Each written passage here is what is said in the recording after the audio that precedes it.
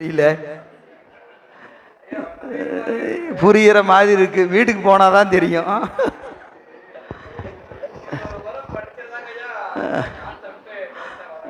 மகிழ்ச்சி. உருவ சிவமாதி, அருவ சிவ சமவாதி, இந்த ரெண்டு பேர் இன்னும் நாளா வராங்க.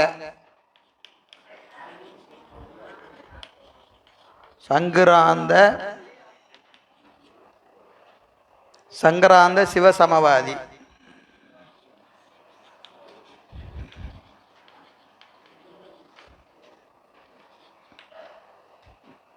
ஆவேச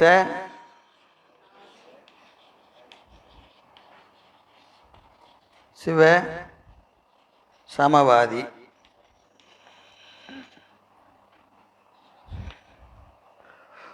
ரூப சிவ சமவாதி,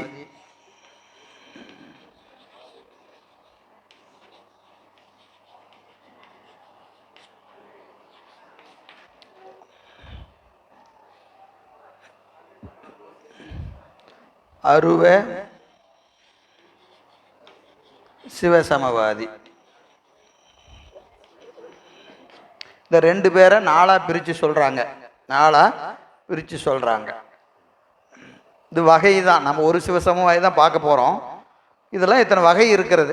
ஒவ்வொருத்தருக்குள்ள சின்ன சின்ன நுட்பமான வேறுபாடு இருக்கு. முத்தி நிலையில் ஆன்மாவுக்கு உருவம் உண்டு, முத்தி நிலையில் ஆன்மாவுக்கு உருவம் உண்டு அப்படின்னு சொல்றவங்க உருவ சிவ சமவாதி. முத்து நிலையில் ஆன்மாவுக்கு உருவம் இல்லை அப்படின்னு சொல்றவங்க அருவ சிவ சமவாதி. இந்த ரெண்டு பேரும் நாளா வராங்க. சரிங்களா? இப்போ இங்க கொள்கை பாருங்க.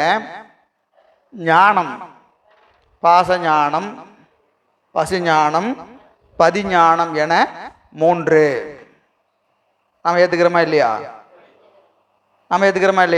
ஞானம் பாசஞானம் உண்டு, பசுஞானம் உண்டு, பதிஞானம் உண்டு. இதுல இம்மூன்றும் அனாதியே உயிரினிடத்து உண்டு. உயிரினிடத்து அனாதியே 3 ஞானம் உண்டு. என்ன ஞானம்? பாசஞானம், பசுஞானம், பதிஞானம், 3ம் அனாதியே உயிரினிடத்து உண்டு. இது சைவ சித்தாந்தத்திற்கு ஏற்புடையதா, ஏற்பு இல்லாததா?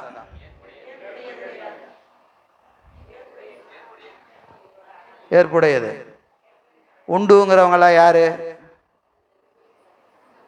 இல்லைங்கிறவங்களா யாரு? கையே தூக்காதாலாம் யாரு? ஏயா வம்பு, எதை சொன்னாலும் இவர் இல்லைம்பாரு. கை எதுக்கு தூக்கிட்டு? ஏதோ பக்கத்தில் ஏதோ நடந்துட்டு இருக்கு, வி ஆர் ஆடியன்ஸ். இல்லைன்னு எதுக்கு, உள்ளன்னு எதுக்கு? 2 வேண்டாயா வம்பு. நாம 3 அனாதிய ஆன்மாவுக்கு உண்டு என்பது சைவ சித்தாந்தத்திற்கு உடன்பாடு இல்லை. சரி, சைவ சித்தாந்தத்தில் பாசஞானம்னா என்ன, பசுஞானம்னா என்ன, பதிஞானம்னா என்ன? அவ்வளோ பாசஞானத்துக்கு வருவோம். பாசஞானம் என்றால் என்ன?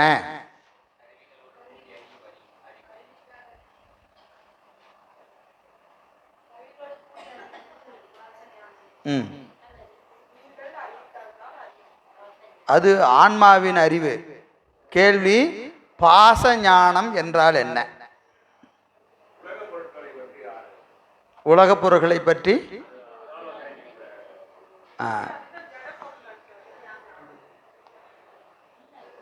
சரி, அப்படின்னு என்ன சொல்லுங்க. நீங்க கேள்வி என்ன கேட்குறீங்க? நான் உங்களை கேள்வி கேட்டா நீங்க திருப்பி என்ன கேள்வி கேட்குறீங்க?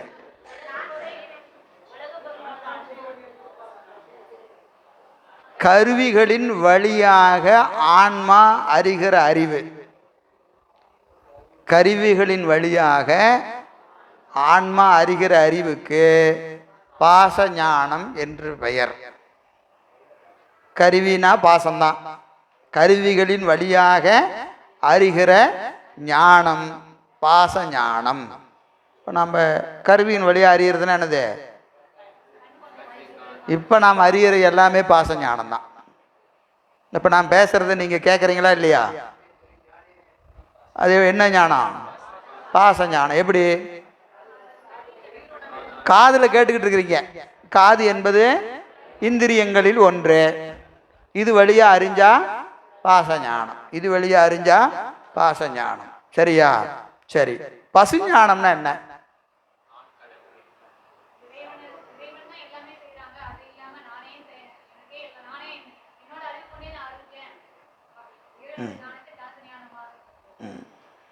புரிஞ்சுதுங்களா?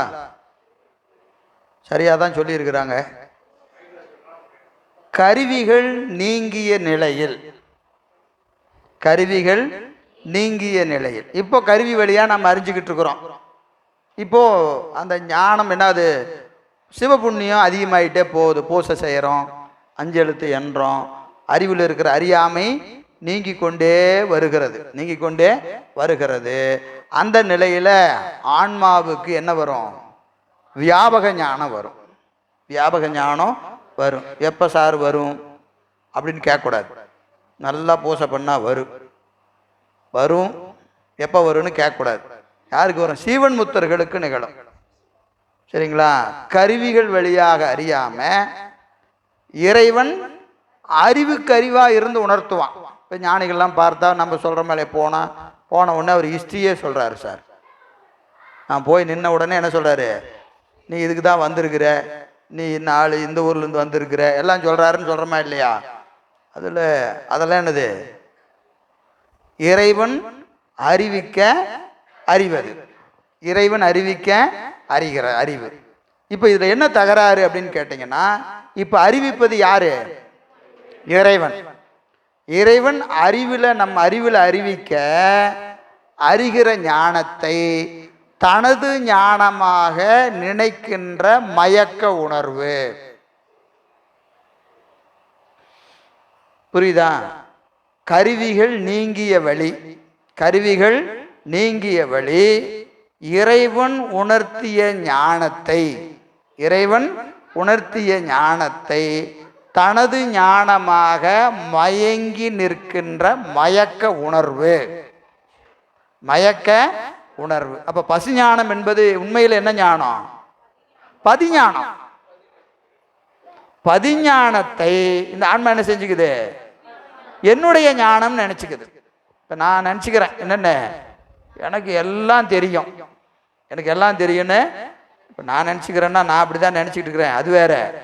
புரியுதுங்களா? இறைவன் அறிவிக்க. அப்போ அவங்க தவத்தில் எப்படி போயிட்டாங்க? நல்லா உயரத்துக்கு போயாச்சு. இறைவன் அறிவிக்கறிவாக என்ன செஞ்சுட்டு இருக்கிறான்? அறிவித்து கொண்டு இருக்கிறான். அப்படி இறைவன் அறிவித்து கொண்டு இருக்கிற நிலையில அந்த ஆன்மா என்ன நினைச்சுக்கும்? நான் தாயா எல்லாம் அறியறேன், எனக்கு இப்போ எல்லாமே தெரியும், எனக்கு எல்லாமே தெரியும்னு நினைச்சிருச்சுன்னு வச்சுக்கங்க. அதுக்கு என்ன ஞானம்? பசு ஞானம். அப்ப பதிஞானம்னு என்ன? இறைவனது ஞானத்தை இறைவனது ஞானமாவே நினைக்கிறது. இறைவனது ஞானத்தை இறைவனது ஞானமே நினைத்தா அது என்னது? பதிஞானம். ஐயா எனக்கெல்லாம் ஒன்றும் தெரியாதியா, எல்லாம் அவருல செஞ்சுக்கிட்டு இருக்கிறாரு, இதில் போய் நான் யாரு? இதில் எனக்குன்னு எந்த உரிமையும் தகுதியும் இல்லை என்று அறிந்தால் அதற்கு என்ன ஞானம்? பதிஞானம். இப்போ பாருங்க, பாசஞானமானாலும் சரி, பசுஞானமானாலும் சரி, பதிஞானமானாலும் சரி, அறிவிப்பது சிவம். அறிவிப்பது சிவம். கருவிகள் வழியாக அறிகிற போதும் கூட யார் அறிவிக்கிறார்? சிவம் தான் அறிவிக்கிறது. ஆன்மா அறிந்தாலும் அறிவிப்பது யாரு? சிவம் தான். இல்லைங்க, நான் தானே அறியறேன். கருவி வழியா அறியறது யாரு? நான் தானங்க அறியறேன், எங்கங்க சிவம் அறிவிக்கிறது அப்படின்னு கேள்வி கேட்டீங்கன்னு வச்சுக்கோங்க. நீங்க அறியறதா இருந்தா காலையில இருந்து நடத்தினதை பூரா அறிஞ்சிருக்கணுமா இல்லையா? அறிஞ்சிருக்கணுமா இல்லையா? ஏன்? நீங்க தானே அறியறீங்க. எல்லாமே அறியறது யாரு? நீங்க தான். கருவி வழியா தானே அறியறீங்க. சொன்னதெல்லாம் காது வழியா உள்ள போச்சா இல்லையா? போச்சா இல்லையா? போச்சு. எங்க சொல்லுங்க பார்க்கலாம். நான் அம்மாயா கருவி வழியா தான் போச்சு, நீங்க தான் அறிஞ்சீங்க, ஏன் சொல்ல முடியல? ஏன் சொல்ல முடியல? ஆறாருக்கு எவ்வளவு வேணுமோ அவ்வளவு உள்ள இருந்து அளந்து கொடுக்குறாரு. உனக்கு போதும் போதும், நீ கேட்டதே போதும் அப்படின்னு சொன்னது. இந்த 2 வச்சுக்கோ போனா போது, ஏதோ புண்ணியம் பண்ணியிருக்கிற, இந்த 2 வச்சுக்கோ அப்படின்னா 2 இல்லையா, 10 வச்சுக்கியா அப்படின்னா 10. இப்போ உள்ள இருந்து யார் செய்கிறா? பெருமான் உள்ள இருந்து அறிவித்து கொண்டே இருக்கிறான், அறிவித்து கொண்டே இருக்கிறான். இன்னொரு உதாரணம் சொன்னா தெரியும். இப்போ நீங்க இந்த சங்கற்ப நிராகரணத்தை விட்டுருங்க, இது யாருக்குமே புரிய போறதில்லை, அதனால இதை விட்டுருவோம். ஒரு உண்மை விளக்க வகுப்புன்னு வச்சுக்கோங்க. உண்மை விளக்க வகுப்பு. இந்த வகுப்புல இப்போ நம்ம காலையிலேருந்து பாடம் நடத்துகிறோம், ஒரு 5 பாட்டு 6 பாட்டு நடத்துகிறோம் இல்லையா, ஒரு 200 பேர் உக்காந்துருக்குறோம். 200 பேருக்கும் காலையிலேருந்து ஒரு 50 செய்தி சொல்லியாச்சு. அந்த 50ம் 200 பேருக்கு புரிஞ்சிருச்சா? புரியல. சொன்னால் யாரு? ஒரே ஆள் தான். 200 பேர்த்துக்கும் ஒரே ஆள் தான் சொல்லிட்டு இருக்கிறார். யாருக்கும் தனித்தனியாக போய் காதில் குசு குசுன்னு ஏதாவது சொல்லிட்டு வந்தோமா? ஒன்றும் சொல்லலை. 50 பேர்த்துக்கும் ஒரே ஆள் தான் சொல்லிட்டு இருக்கிறார். சொன்ன 50 செய்தியும் காதில் எல்லார் காதுலையும் போச்சா இல்லையா? எல்லார் காதுலையும் போச்சு. ஆனால் அந்த 50ம் 50 பேர்த்துக்கு இல்லை. யாருக்கு? இவருக்கு 2, அவருக்கு 4, அவருக்கு 10. இதில் என்ன ஹைலைட்டுன்னு கேட்டிங்கன்னா, அடிக்கடி சொல்கிறதான், ஒருத்தருக்கு 2 தான் புரிஞ்சிருக்கும், ஒருத்தருக்கு 48 புரிஞ்சிருக்கும். சரிங்களா? நாம் என்ன நினச்சிருவோம்? 2 புரிஞ்சவர் அறிவு கம்மியான ஆள், 48 புரிஞ்சவர் கொஞ்சம் நல்ல அறிவுடைய ஆள் நினச்சிக்குவோம். இதில் என்ன தெரியுங்களா? அந்த 48 புரிஞ்சவருக்கு 2 புரியாமல் இருந்து பார்த்தீங்களா, அந்த 2 தான் இவருக்கு புரிஞ்சிருக்கும். இப்போ 48 புரியாதவருக்கு புரியாத 2 இவருக்கு புரிந்திருக்கிறது என்பதினால இவர் புத்திசாலியா? அப்படி சொல்ல முடியுமா? ஏன்?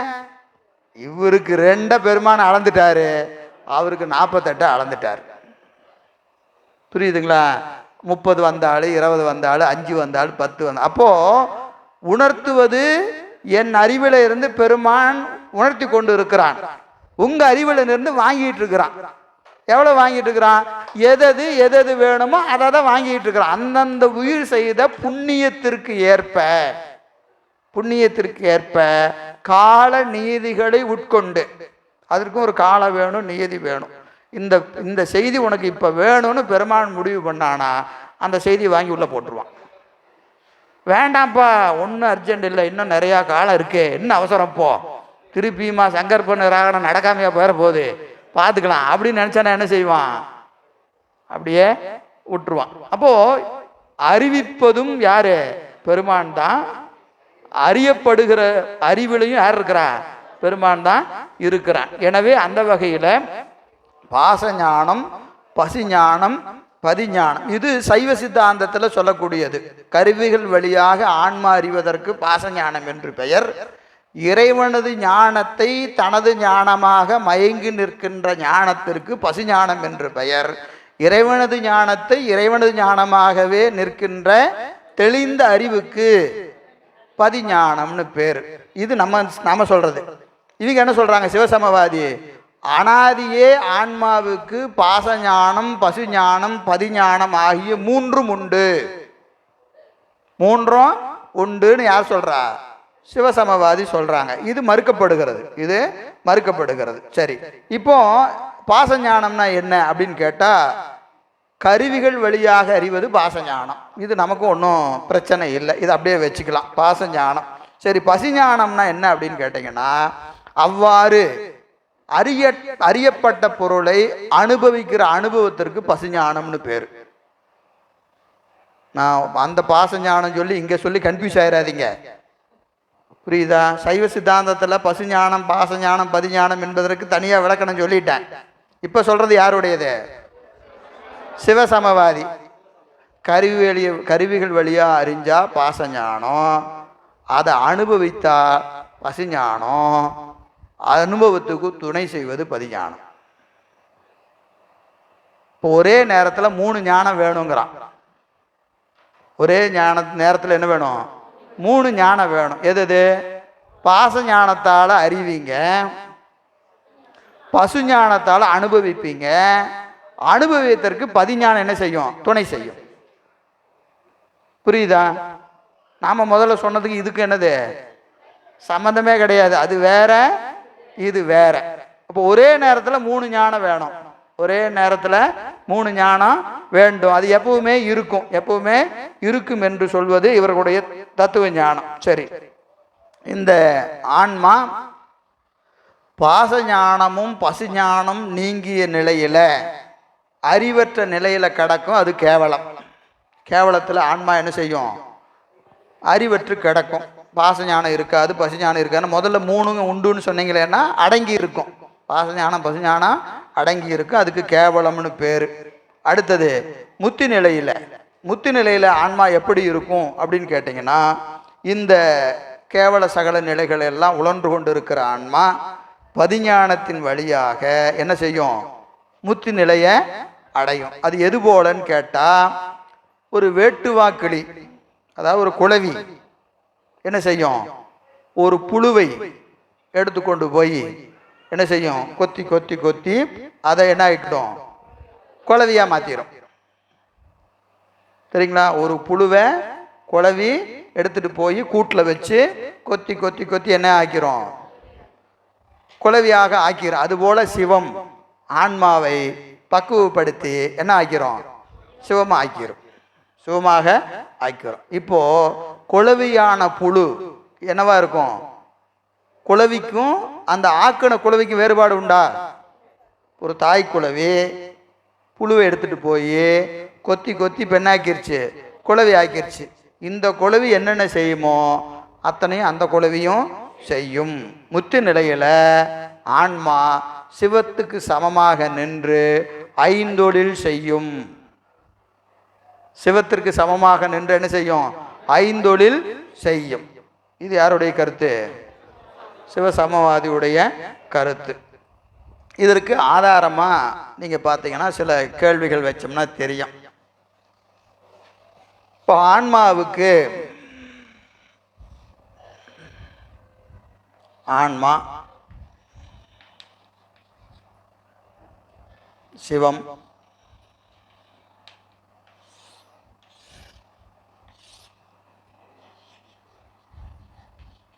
அறிவு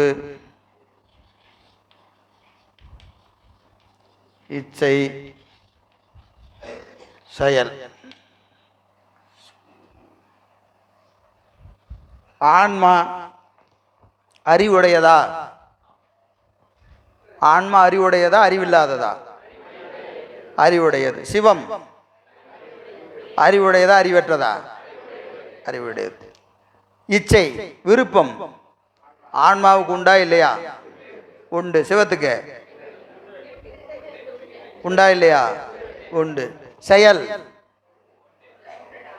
ஆன்மாவுக்கு உண்டு, சிவத்துக்கு உண்டா இல்லையா? உண்டுங்கிற சத்தம் மெதுவாக கேட்குதே. உண்டு. இப்போ அறிவு இச்சை செயல் ஆன்மாவுக்கும் உண்டு, சிவத்துக்கும் உண்டு. சரியா? இப்போ எங்க வேறுபாடு வருது? ஆன்மாவின் அறிவு சிவத்தின் அறிவு ஒன்னா? சிற்றறிவு பேரறிவு. சிற்றறிவு பேரறிவு. சரி,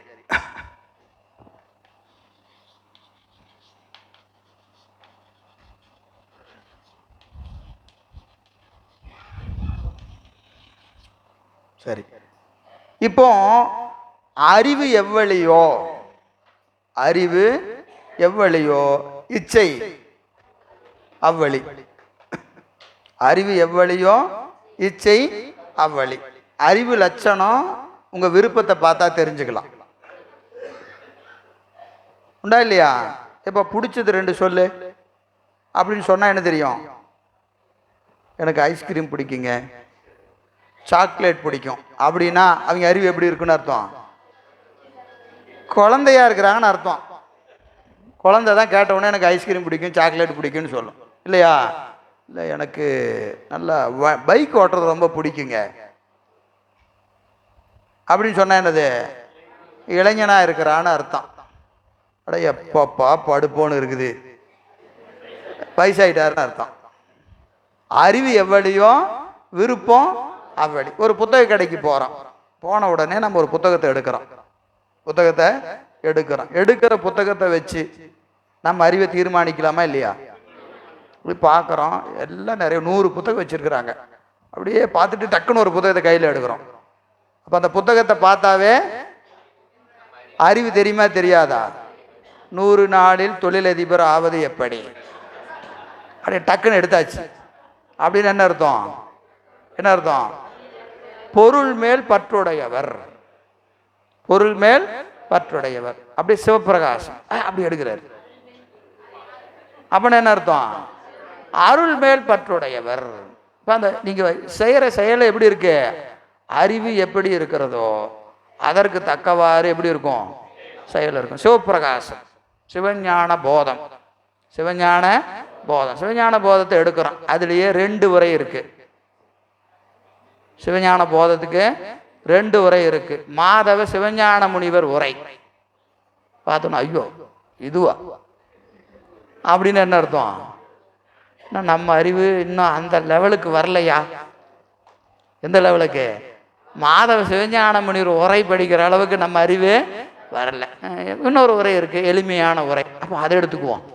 இப்போ சிவஞான போதத்தை படிக்கிற போது கூட எளிய உரை, நுட்பமான உரை. அப்போ அந்த நுட்பத்தை விரும்புகிறாங்கன்னு என்ன அர்த்தம்?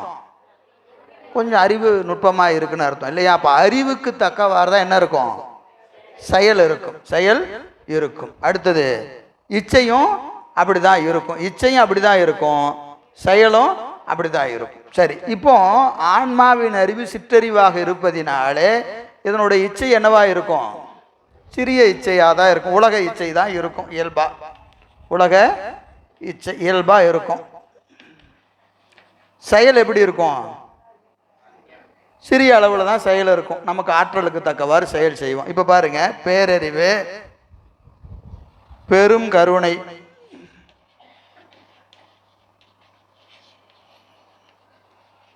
அடுத்தது பேராற்றல்,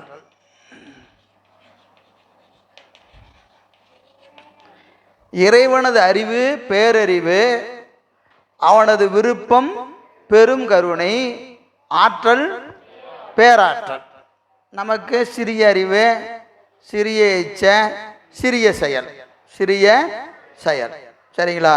இப்ப பாருங்க, இது ஏன் சிற்றறிவா இருக்கு, இது ஏன் பேரறிவா இருக்கு?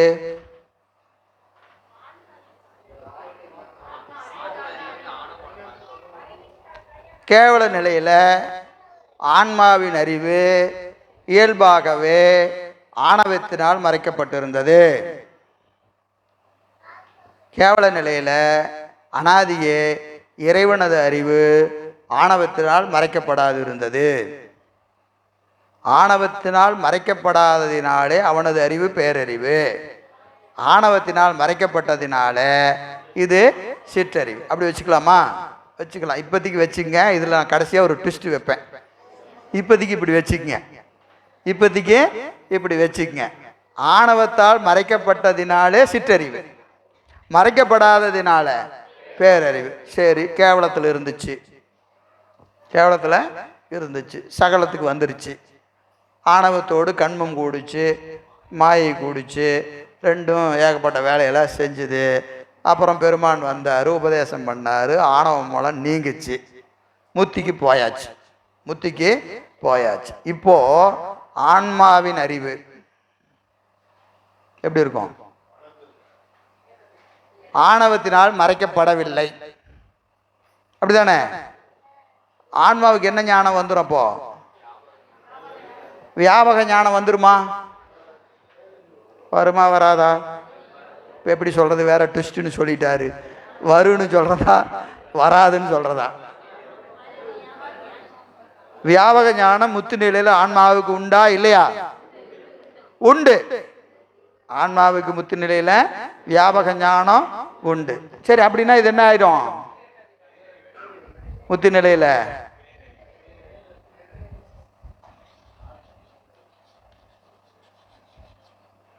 இப்போ இச்சை என்னவாகும்?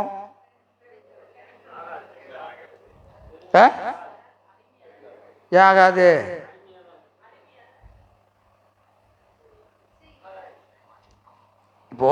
இந்த ரெண்டுக்கு என்ன வேறுபாடு? அறிவு நிலையில வேறுபாடு உண்டா இல்லையா? என்னது?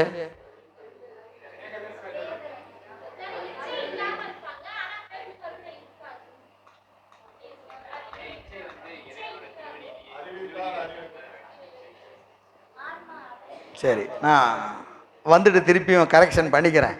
ஏன்னா எப்பவுமே ஒரு தப்பை சொல்லி திருத்தினா திருப்பி என்ன செய்ய மாட்டோம், அந்த தப்பை செய்ய மாட்டோம். சரிங்களா? இப்போ ஆன்மா பேரறிவா இருப்பதுனால அதோட இச்சையும் பெருங்கருணையாக தான் இருக்கணும். ஆற்றலும் என்னவா இருக்கும்? பேராற்றலாகத்தான் இருக்கணும். எனவே முத்தி நிலையில ஆன்மாவுக்கும் சிவத்துக்கும் வேறுபாடு இல்லை சொல்பவர்கள் சிவசமவாதி. சொல்பவர்கள் சிவசமவாதி. சரியாதானே தெரியுது, லாஜிக்கலி சரியாதான் தெரியுது. ஏன்?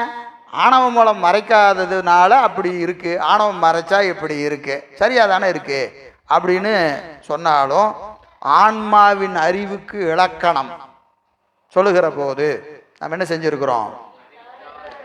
அறிவித்தால் அறிவது. ஆன்மாவின் இலக்கணம் அறிவித்தால் அறிவதே அன்றி ஒருபோதும் தானே அறியாது. ஒருபோதும் தானே. முத்தி நிலையிலும் ஆன்மா இறைவன் அறிவிக்க தான் அறியும், தானே அறியாது. நீங்க ஒரு ஒரு ஆரம்பத்திலிருந்து சில லாஜிக்கை சொல்றோம்னா நீங்க சித்தாந்தத்தில் சொல்லும் போது ஏன் சொல்றோன்னு தெரியாது, பரபக்கம் வருகிற போதான் தெரியும். ஏற்கனவே சொன்னனையா, ஞாபகம் இருக்கா? அறிவித்தால் அறிவது, ஒன்றொன்றாய் அறிவது, மறந்து மறந்து அறிவது சொன்னமா இல்லையா? அப்போ முத்தி நிலைகளும் ஆன்மா தானே அறியாது. அதை அறிவிப்பதற்கு சிவம் வேண்டும், சிவம் வேண்டும். சரிங்களா? அடுத்தது, இப்போ இறைவன் அறிவித்தால் ஆன்மா அறியும். எதை அறியும்?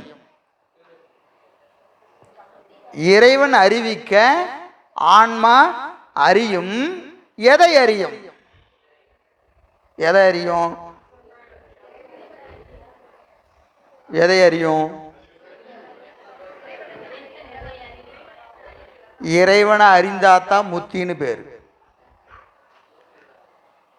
முத்தி நிலையில ஆன்மா எதை அறியும்? இறைவனை அறிந்தால்தான் முத்தி. நான் அதை பார்க்குறேன். எப்போ ஐந்தொழில் நான் செஞ்சுட்டு வந்துட்டுமா? ஐந்தொழில் போய் கொஞ்சம் படைக்க வேண்டிய வேலையெல்லாம் பாக்கி இருக்கு, காக்க வேண்டிய வேலையெல்லாம் பாக்கி இருக்கு, பண்ணிட்டு வந்துட்டுமான்னு பெருமானை பார்க்காம உலகத்தை திரும்பி பார்த்துச்சுன்னா கீழே இறங்கிச்சுன்னு அர்த்தம். இப்போ முத்தி நிலையில் ஆன்மா அறிவது சிவத்தை தானே அன்றி வேறு ஒரு பொருளை இது பாராது. ஏன் பார்க்காதுன்னா இதெல்லாம் வேண்டான்னு விட்டுட்டு தான் மேலே போச்சு. எதெல்லாம் வேண்டாம்? வேண்டேன் பிறப்பு, வேண்டேன் இறப்பு, திருமால் பதம் வேண்டாம், பிரம்ம பதம் வேண்டாம், ஒண்ணுமே வேண்டாம். எது வேண்டா போதும்? உன்னை மறவாமை வேண்டும், உன்னை மறவாமை வேண்டும். அந்த இடத்துக்கு போன உயிர் எதை பார்க்கும்?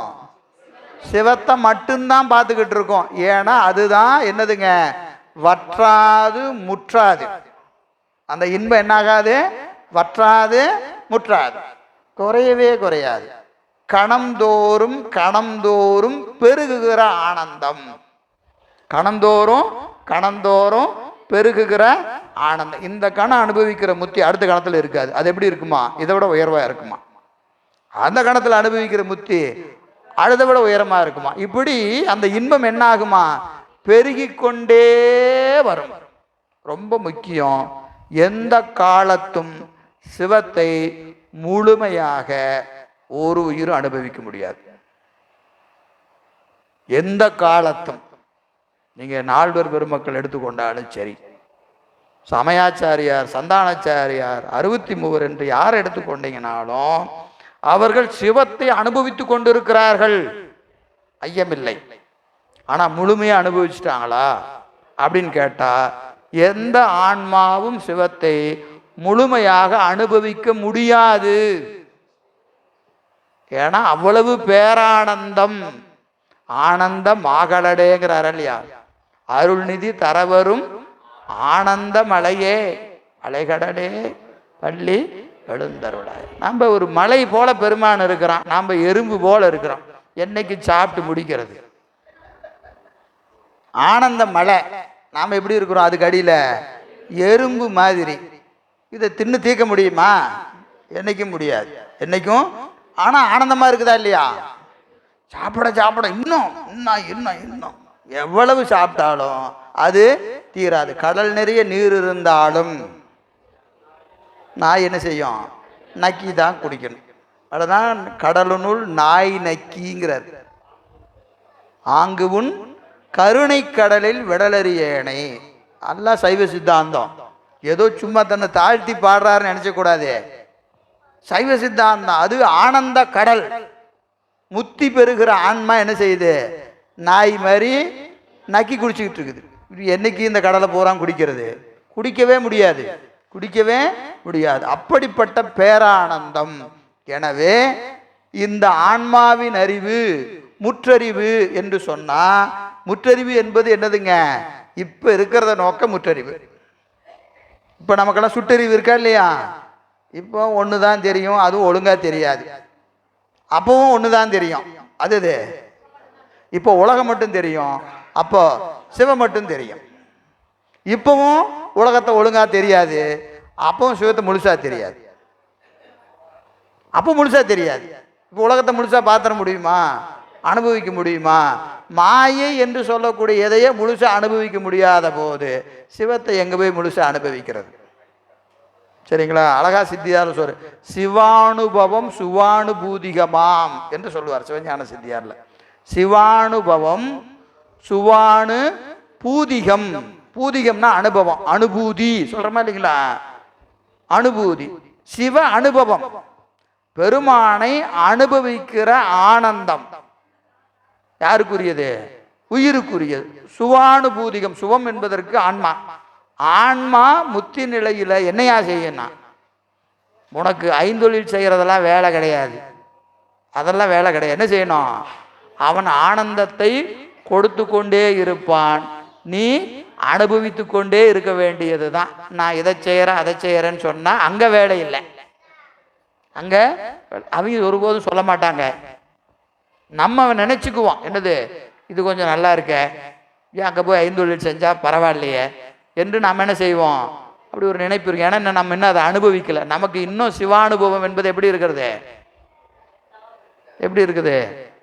சர்க்கரை இனிக்கும் எழுதி போட்டால் எப்படி இருக்கும்? அதுதான் நம்மளுடைய முத்தி நிலை. சர்க்கரை இனிக்கும் அப்படின்னு சொன்னா எப்படி இருக்கு? இனிக்க மாட்டதான் இருக்கு, அப்படிதான் தெரியும். நாம் இன்னும் என்ன செய்யல? கையில போட்டு சாப்பிட்டு பார்த்து ஆமாமாங்க இனிக்கும் அப்படின்னு சொல்றது வேற. அவரு சொன்னாருங்க சர்க்கரை இனிக்குமாமா. இப்போ முத்தி நிலை நமக்கெல்லாம் எப்படி இருக்கிறது? இனிக்குமாமா அப்படிதான் இருக்கு. இல்லை இல்லைங்க நான் அனுபவிச்சிருக்கிறேன் அப்படின்னு சொன்னா என்ன செய்வாங்க? முத்து நிலை அனுபவிச்சா என்ன செய்வாங்க? யார்கிட்டையும் பேச மாட்டாங்க, யார்கிட்டையும் பேச மாட்டாங்க. உலகத்தில் பிறரோடு பேசுவது இடையூறு. இடையூறு. ஏன்? உலகத்தை பார்த்தா பெருமான் தெரிய மாட்டான், பெருமானை பார்த்தா உலகம் தெரியாது. பெருமானை பார்த்தவங்களுக்கு உலகத்தை பார்ப்பது இடையூறு. இடையூறு. போய் கேட்டீங்கனாலும் ஆமாய்யா சிவபெருமான்கிட்ட பேசிக்கிட்டு இருக்கிறேன், கொஞ்ச நேரம் வெயிட் பண்ணு அப்படி சொல்லுவாரா? நீங்கள் என்ன கேட்டாலும் அவர்கிட்ட பதில் வராது. கண்டவர் விண்டிலர், விண்டவர் கண்டிலர். பார்த்தவன் பேச மாட்டான், பேசிட்டு இருக்கிறவன் பார்க்கலன்னு அர்த்தம். ஏன்னா பார்த்துட்டா என்ன வராது? பேச்சு வராது, பேச்சு வராது. ஒரு ஊமை சொன்னா உங்களுக்கு தெரியும். சிற்றின்பம், சிற்றின்பத்திலேயே அந்த உச்சத்தை தொடுகிற போது பேச்சு இருக்காது, பேச முடியாது. சரிங்களா? சிற்றின்பத்திலேயே பேசுதல் என்பது இடையூறு என்று சொன்னால் பேரின்பத்தின் நிலையை கொஞ்சம் யோசிச்சு பாருங்க. பேச முடியுமா? பேச்சு வராது, பேச்சு வராது. அப்படியே மோனானந்த மாமுனிவர் மும்மலத்தை மோசித்து தான் அந்தமான இடத்தே தங்கியிடும் ஆனந்தம் மொண்டு அருந்தி நின்று ஆடல் காணும். ஆனந்தத்தை என்ன செய்வாங்களாம்? கடல் மாதிரி இருக்கு, இவங்க என்ன செய்வாங்களாம்? மொண்டு மொண்டு குடிச்சுக்கிட்டு இருப்பாங்களாம். யாரு? மோனானந்த மாமுனிவர். மோனானந்த, மோனம்னா என்னது? மௌனம் வேறு, மோனம் வேறு. மௌனம்னா என்ன, மோனம்னா என்ன?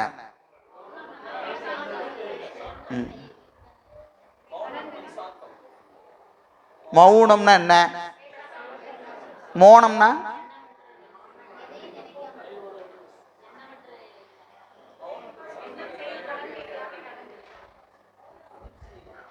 வாய் அடங்குனா மௌனம், அறிவு அடங்குச்சுன்னா மோனம்.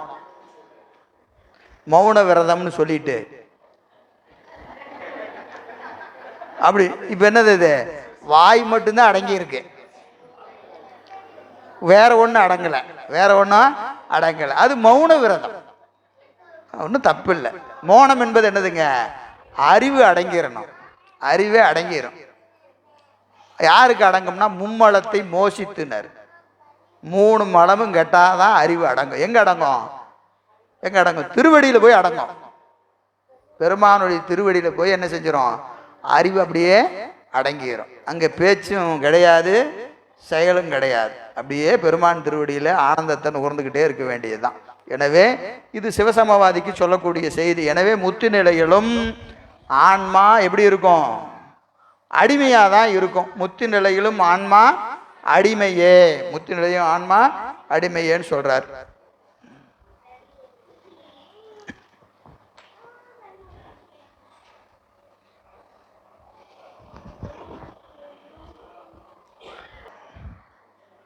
அந்த 3 ஞானமும் ஒன்றா வேணும் அப்படின்னு நீ சொல்கிறையப்பா, அது எப்படி பொருந்தும் அப்படின்னு கேட்குறாரு. எப்படின்னு கேட்டிங்கன்னா, விளக்கொளி, விளக்கொளி, சந்திரன் ஒளி, சூரிய ஒளி, இந்த 3 ஒளி இருந்தால் தான் கண்ணு ஒரு பொருளை காணும் அப்படின்னு சொல்கிற மாதிரி இருக்கு. நீ சொல்கிறது என்ன வேணும்? விளக்கொளி, சந்திரன் ஒளி, சூரிய ஒளி 3 சேர்ந்தாதான் கண்ணு ஒரு பொருளை பார்க்கும் அப்படின்னு சொன்னா எப்படி இருக்கும்? இது சரியா தப்பா? சரியா தப்பா? 3 தேவையில்லை. 3ல் ஏதாவது ஒன்று இருந்தாவே போதும். 3 சேர்ந்து பார்க்க வேண்டிய அவசியம் இல்லை. இப்போ கண்ணு காணணும்னு சொன்னால் ஒன்று விளக்கொளி இருந்தால் போதும், இல்லைன்னா சந்திரன் ஒளி இருந்தால் போதும், இல்லைன்னா சூரிய ஒளி இருந்தால் போதும். 3 தேவையில்லை. நீ சொல்கிற ஓமை அப்படி இருக்கு. ஏன்? பாசஞானம் இருந்தால் போதும், இல்லைன்னா பசுஞானம் இருந்தால் போதும், இல்லைன்னா பதிஞானம் இருந்தால் போதும். பாசஞானம் என்பது ஏகதேச அறிவு. ஏகதேச அறிவுனா என்னது? ஏகதேச அறிவுனா என்னது? ஒரு நேரத்தில் ஒரு பொருளை அறிஞ்சிங்கன்னா ஏகதேசன்னு பேர். ஒரு நேரத்தில் ஒரு பொருளை தான் அறிய முடியும். நம்ம இப்போ அப்படி தானே அறிகிறோம். கண்ணு பார்த்தா காது கேட்காது, காது கேட்டால் கண்ணு பார்க்காது. நாம் 2 தானே செஞ்சிட்டு இருக்கிறோம். இப்போ கண்ணில் நான் பேசுறது கேட்குதா? என்ன பார்த்துட்டு இருக்கிறீங்களா? இப்போ என்ன வேலை செய்யுது? 2 வேலை செய்யுது. அப்படின்னா அப்படி இல்லை. உங்கள் கவனம் காதில் இருந்தால் என் உருவம் தெரியாது. உங்கள் உருவம், என்னுடைய உருவம் உங்கள் கண்ணில் இருந்தால் நான் பேசுறது கேட்காது. ஆனால் இந்த 2க்கு என்ன செய்யுது? வேகமாக நடக்குது. கண்ணுக்கும் காதுக்கும், கண்ணுக்கும் காதுக்கும் ஆன்மா என்ன செய்யுது? வேகமாக போகிறதுனால உங்களுக்கு என்ன தோணுது? பார்த்துக்கிட்டே கேட்டுக்கிட்டு இருக்கிற மாதிரி இருக்கு. நீங்கள் பார்த்தா கேட்க மாட்டீங்க, கேட்கலன்னா பார்க்க மாட்டீங்க. சரியா? அப்போ ஒரு நேரத்தில் ஆன்மா ஒன்றைத்தான் அறியும். அதற்கு என்ன பேர்? ஏகதேச ஞானம். ஏகதேச ஞானம். கருவிகள் வழியாக அறிவுகிற அறிவுக்கு ஏகதேச ஞானம்னு பேர். சரிங்களா? இப்போ சந்திரன் சொன்னோமா இல்லையா? சந்திரன் என்பது மயக்க அறிவு. மயக்க அறிவுனா என்னது? இளம் அப்படியே வெளிச்சம் கொஞ்சம் அப்படியே கம்மியாக இருக்கும், கொஞ்சம் கம்மியாக இருக்கும். அப்போ தான் பாம்பு கயிறாக தெரிகிறது, கயிறு பாம்பா தெரிகிறது. ஏன்? வெளிச்சம் கம்மியாக இருக்கா இல்லையா? வெளிச்சம் கம்மியாக இருந்தால் அது என்னது? மயக்க உணர்வு. மயக்க உணர்வு. இது எதுக்கு ஓமை? பசுஞானத்துக்கு. பசுஞானம் ஏற்கனவே சொன்னமா இல்லையா? பசுஞானம்னு என்ன? டீ சாப்பிட விடுங்க சார். அப்படியா? பசுஞானம்னு என்ன? இறைவனது ஞானத்தை தனது ஞானமாக அறிகிற மயக்க உணர்வு. மயக்க உணர்வு. அப்போ உண்மையில் அங்கே பதிஞானம் நிகழ்ந்து கொண்டு இருக்கிறது. இது என்ன நினைச்சுக்கிச்சு? என்னுடைய ஞானம் நினைச்சுக்கிச்சு. அதனால மயக்க உணர்வு. சந்திரனுடைய ஒளி மயக்க உணர்வு, பசுஞானத்திற்கு ஓமை. சூரிய ஒளி பதிஞானத்துக்கு ஓமை. சரிங்களா? சரி, டீ சாப்பிடுங்க.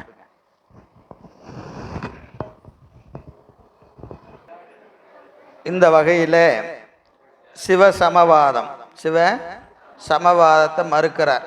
முத்தியில ஆன்மா ஐந்தொழில் செய்யும் என்பதையும் மறுக்கிறார்.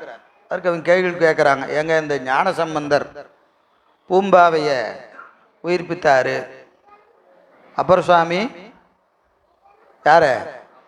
அப்பூதியடிகள் திருமகனார் மூத்த திருநாவுக்கரசை உயிர்ப்பித்து கொடுத்தார், நம்பி ஆரூரர் முதலை உண்ட பாலகனை மீட்டு கொடுத்தார். இப்போ இவங்களெல்லாம் ஐந்தொழில் செய்யலையா? இவர்களெல்லாம் ஐந்தொழில் செய்யவில்லையா? அப்போ முத்தியில ஆன்மா ஏன் ஐந்தொழில் செய்யாது அப்படின்னு எங்கிருந்து கேட்குறாங்க? நம்பிட்டு இருந்தே கேட்குறாங்க. நம்பிட்டு இருந்தே கேட்குறாங்க. அதுக்கு என்ன பதில்?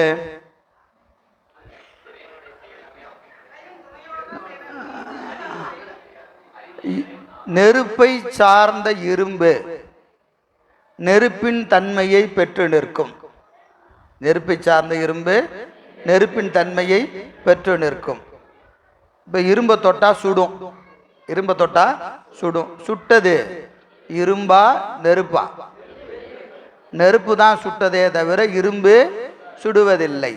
சிவத்தை சார்ந்த உயிர் சிவத்தின் தன்மையை விளங்கி நிற்கும். அங்க சுட்டது எப்படி நெருப்போ அதுபோல இங்க படைத்தது யாரு? சிவம் தான் படைச்சது. நம்பி ஆரூரர் படைக்கல, நாவுக்கரசு பெருமான் செய்யலை. நீங்க பெரிய புராணத்தை கொஞ்சம் போய் படிச்சு பாருங்க. பெரிய புராணத்தை போய் படிச்சு பாருங்க. பூம்பாவை எழுப்பிய நிலையில சிவநேச செட்டியாரும் பூம்பாவையும் போய் ஞானசம்பந்தர் பெருமான் திருவடியில வீழ்றாங்க. வீழ்ந்து வணங்குகிறார்கள். பெருமானே, நீங்கள் அல்லவா என் பெண்ணை உயிர்ப்பித்து கொடுத்தீர்கள் என்று ரெண்டு பேரும் போய் விழுகிறாங்க. ஞானசம்பந்த பெருமான் பெருமானை நினைந்தார். ஏன்? நான் என்னையா செஞ்சேன்? நீ இல்லை செஞ்ச. செய்தது சிவம், செய்தது சிவமே அன்றி நான் இல்லை என்கின்ற உணர்வு இருப்பதனால தான் அவங்கனால அந்த வேலை செய்ய முடிஞ்சது. நமக்கு வருமானு கேட்டால் வராது. அதனால தான் நம்மளால செய்ய முடியல. நமக்கெல்லாம் ஒரு பாராட்டிட்டா எப்படி இருக்கு? அப்படி இருக்கு. ஆஹா, உங்க மாதிரி பணி செய்யறதுக்கு யாராவது இருக்கிறாங்களா அப்படின்னு சொல்லிட்டா அவரு வேணும்னே உபச்சாரமாக கூட செய்ய சொல்லுவார். ஆனால் நமக்கு எப்படி இருக்கு? ஆனந்தமா இருக்கு. ஆமாம்மா, இன்னொரு முறை சொல்லுங்க அப்படின்னு கேட்போம் இல்லையா? பாராட்டு நமக்கு எப்படி இருக்கிறது? மகிழ்ச்சியை தருகிறது. காரணம், நமக்கு ஒரு நினைப்பு, நம்ம செஞ்சிருக்கிறோம், நம்ம தான் செஞ்சோம் அப்படின்னு ஒரு உணர்வு இருக்கு இல்லையா? இதற்கு காரணம் அறிவில் இருக்கிற அறியாமை. அறியாமை இருக்கிற வரைக்கும் இந்த ஆணவமல காரியங்கள் நிகழ்ந்து கொண்டே இருக்கும். இந்த அறியாமை நீங்கியதினாலே அவர்கள் அந்த நிலையை பெற்றிருக்கிறார்கள். நிகழாததினாலே நாம் இப்போ இப்படி இருக்கிறோம். இங்கே இருந்து அங்கே நாம் போகணும். போகின்ற காலம் நெடுந்தூரம். ஆனால் ஒரே ஒரு மகிழ்ச்சி என்னது? we are in queue. அந்த வரிசையில் நாம் நின்று கொண்டு இருக்கிறோம். முன்ன நிற்கிறோமா பின்னாடி நிற்கிறோமா அதெல்லாம் தேவையில்லை சார். லைனில் நின்னாச்சு. இன்னைக்கோ நாளைக்கோ என்னைக்கோ, என்னைக்கு இருந்தாலும் யார் செஞ்சிருவா? பெருமான் செய்வான். திருநீறு பூசிய தொண்டர்களை ஒருபோதும் பெருமான் கைவிடுவதில்லை. நம் அறிவை திருத்துவது அவனுடைய வேலை. நம்மெல்லாம் ஒன்றும் திருந்த முடியாது. நம்ம நினச்சிட்டா திருத்திட முடியுமா? திருந்த முடியுமா? அதெல்லாம் நம்மளால முடியாது. அறிவை திருத்துவதே பெருமானுடைய வேலை. அங்கே எந்த உயிரை எப்படி கொஞ்சி திருத்தணுமா, உதைச்சி திருத்தணுமா, அதெல்லாம் அவனுக்கு தெரியும். கொடுத்தும் கெடுத்தும், கொடுத்தும் காப்பான், கெடுத்தும் காப்பான். நோக்கம் என்னது? அழகா சித்தியார்ல சொல்லுவார். என்ன அப்படின்னு கேட்டீங்கன்னா, தந்தைதாய் பெற்ற தம் தம் புதல்வர்கள் தம் சொல் ஆற்றின் வந்திடா விடின் உருக்கி வளாரினால் அடித்து தீய பந்தமும் விடுவர். 116வது பாட்டு சித்தியார்ல.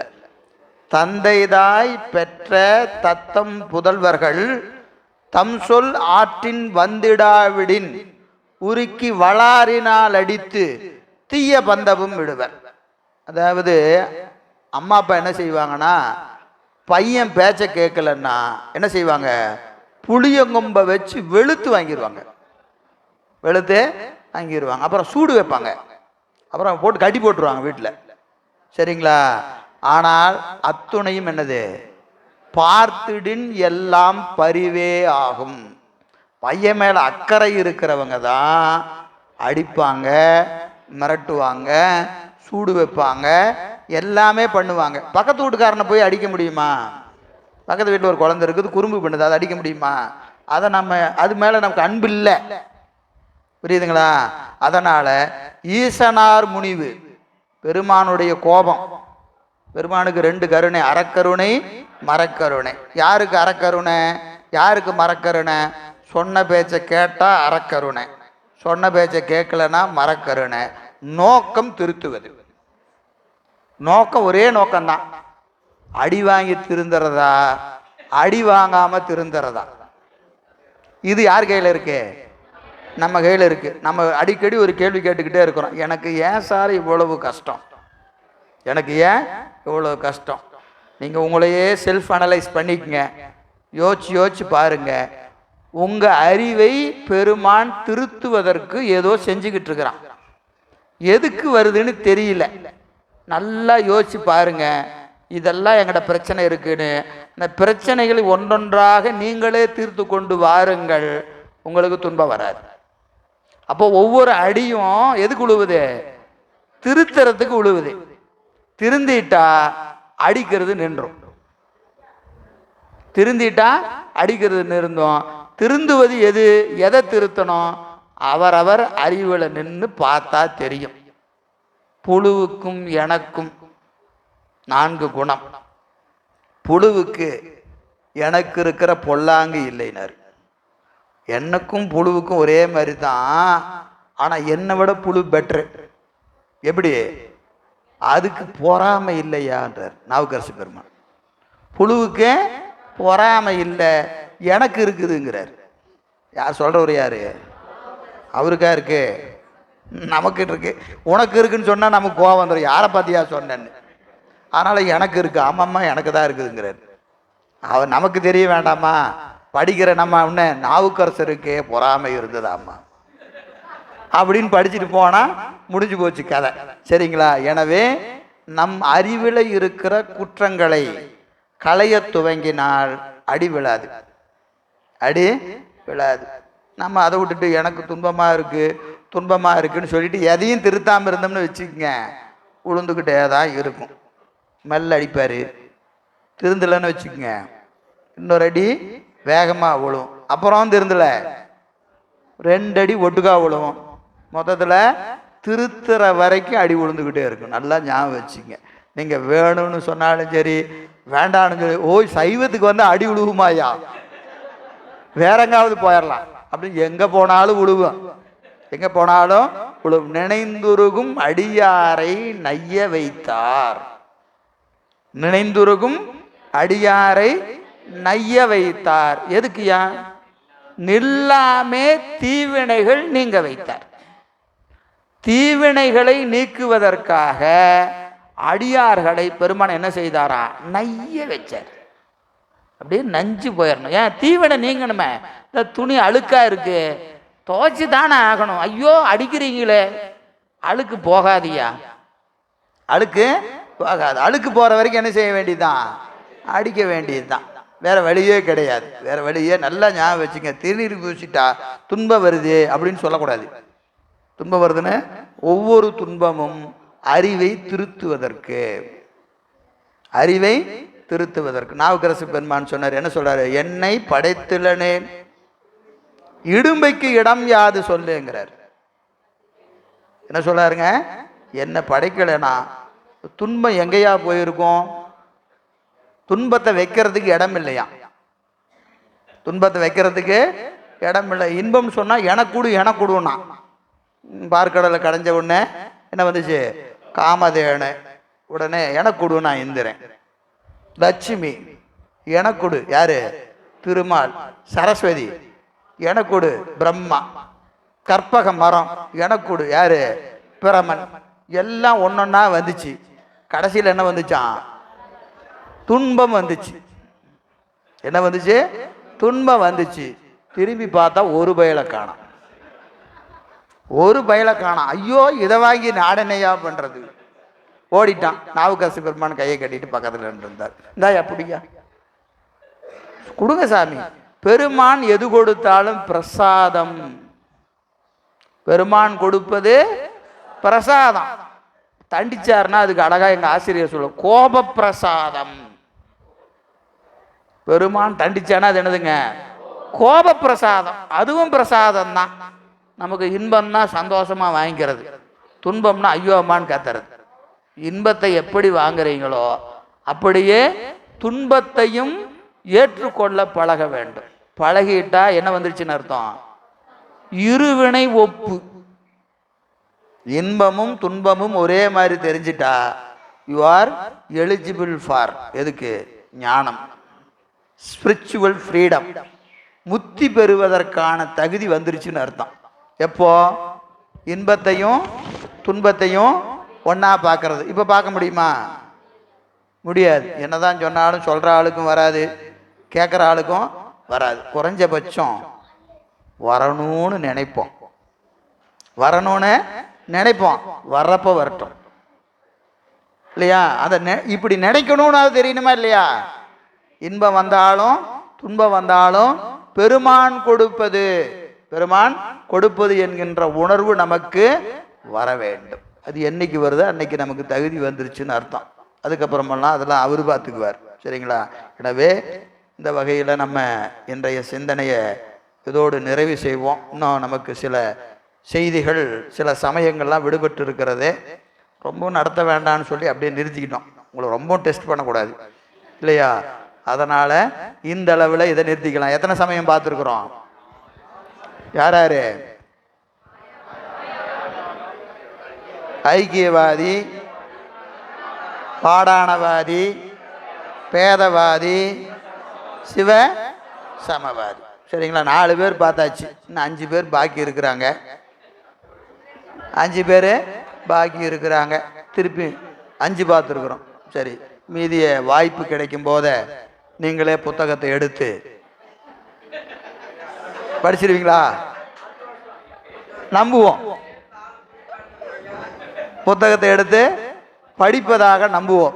மகிழ்ச்சி. திருச்சிற்றம்பலம். தென்னாடுடைய சிவனே போற்றி, எந்நாட்டவர்க்கும் இறைவா போற்றி. இன்றைய 3ஆம் நாள் சங்கற்பம் நிராகரணத்தை நம்மளோடு சிந்தித்த பேராசிரியர் அவர்களுக்கு நம்ம சிவமரத்தின் அடியார் சார்பாக அவர் திருவடிக்கு நன்றியை காணிக்காக்கி விண்ணப்பம் செய்து காணிக்கை ஆக்கிறோம். நன்றி. ஏதாவது கருத்து இன்னைக்கு யாராவது சொல்றவங்க இருக்கிறீங்களா? ஏதாவது கேள்விலாம் கேட்க முடியாது, ஏன்னா சப்ஜெக்ட் புரிஞ்சாதானே நம்ம கேள்வி கேட்க. ஒரு 2 நிமிஷம் யாராவது இருந்தா கேளுங்க. கேளுங்க. இன்னைக்கு யாராவது பேச விருப்பம் இருக்கிறவங்க உங்க கருத்தை சொல்லலாம். பாடத்துல மட்டும். ஆமா, சிலபஸ் அவுட் ஆஃப் சிலபஸ் கிடையாது. ஐயா, எந்த சர்த்தகம் போனாலும் இந்த ஆழவமலம் பதி பசுபாசு தான் பேசுகிறாங்க. எனக்கு ஆழவமலம் இருக்குன்னு நினச்சிங்க, ஆனால் நினைக்க வேண்டாம், இருக்கு. அதை எப்படி போக்குறதுன்னு ஒரு 2 பாயிண்ட் சொல்லுங்க போதும். அப்படியே போயிடணும், 0 லெவலுக்கு போயிடணும். ஏடா நான் வந்து ஓவர் நைட்டில் கோடீஸ்வரன் ஆகணுங்கிறீங்க. நான் வந்து திருவடிக்கெல்லாம் போக ஆசைப்படல, மறுபிறவி தான் வரணும். பல பிறவிகள் கூடணும், ஒரு பிறவியில் ஒரே சொல்லில் ஆகாது. இதற்கு இன்னும் திருவருள் வாய்க்கணும், பூசை பண்ணணும், 5 எழுத்து மந்திர உபதேசம் வாங்கணும். அந்த சாதனையை பலகாலம் செய்யணும். ஒரு நாள் செஞ்சாலாம் வராது, பலகாலம் செய்யணும். சிவபுண்ணியம் மிக மிக ஆணவ மலம் எப்படி தேயும் தெரியுங்களா? எறும்பூர கல்லும் தேயும், எறும்பூர கல்லும் தேயும். இப்படி தான் ஆணவ மலம் தேயும், ஓவர் நைட்ல எல்லாம் தீராது. அப்புறம் இன்னும் ஒரே ஒரு கேள்வி கேட்கலாமா? சிவபூஜை செஞ்சாதான் திருவடி அடையலான்னு சொல்றாங்க. மற்ற இது பண்ணுறதுக்கு ஏதாவது சான்ஸ் இருக்கா? இல்லைங்கய்யா. இல்லை இல்லைங்க ஐயா, என்ன பெரிய ஐயா நல்ல கேள்வி. நீங்கள் கேட்குற கேள்வி அருமையான கேள்வி. ஏன்னா சில பேர் என்னமே அந்தந்த சமயத்தார் என்ன சொல்லுவாங்க, எங்கள் சமயம் தான் பெருசுங்க, இதை பண்ணாதான் வரும், அதை பண்ணாதான் வரும் அப்படின்னு சொல்லுவாங்க. அந்த மாதிரி சிவபூசை பண்ணாதான் முத்தி கிடைக்குமா? ஏன் சிவபெருமான் சிவபூசை பண்ணலன்னா முத்தி கொடுக்க மாட்டாரா? அவர் தான் கருணையே வடிவமானவர் ஆச்சே, பேரறிவாச்சே, அவர் நினச்சா எல்லாமே கொடுக்கலாமே. இது எல்லாருக்கும், பூசை வாங்காத எல்லாத்துக்கும் இந்த கேள்வி உண்டு. சரிங்களா? இப்போது சித்தாந்தம் ஏன் படிக்கணும், நம்ம இந்த பரபக்கம் இதெல்லாம் படிக்கிறதுக்கு நோக்கம், நல்ல அருமையான கேள்வி இது. முதல்ல பிரச்சனை எங்கே இருக்குன்னு உங்களுக்கு தெரியணும். சரிங்களா? முத்திக்கு தடை எது சொல்லுங்க, நீங்களே சொல்லுங்க. முத்திக்கு தடை முத்தியே வேண்டாமே, அப்புறம் வேற என்ன வேணுங்கிறீங்க? மறுபிறவி தான் வேணும் எனக்கு. மறுபிறவி வேணுமா? ஒன்றும் கவலைப்படாதீங்க, இப்படியே இருந்தீங்கன்னா பிறப்பீங்க. பிறக்கிறதுக்கு கஷ்டப்பட வேண்டாம், பிறவாமைக்கு தான் கஷ்டப்படணும். பிறக்கிறதுக்கு நோ ப்ராப்ளம், ரொம்ப சிலம்பம். உலகத்தில் எவ்வளோ பார்க்க இருக்கு, எதுக்கு முக்தி அடையணும்? வேண்டாம் வேண்டாம், ஒன்றும் அவசரம் இல்லை, வந்துகிட்டே இருக்கணும், ஒன்றும் அவசரம் இல்லை, விட்டுருங்க. ரொம்ப நன்றி. பிரச்சனை சிம்பிள். நான் கூட முத்தி கேட்குறீங்களோன்னு பயந்துட்டேன்.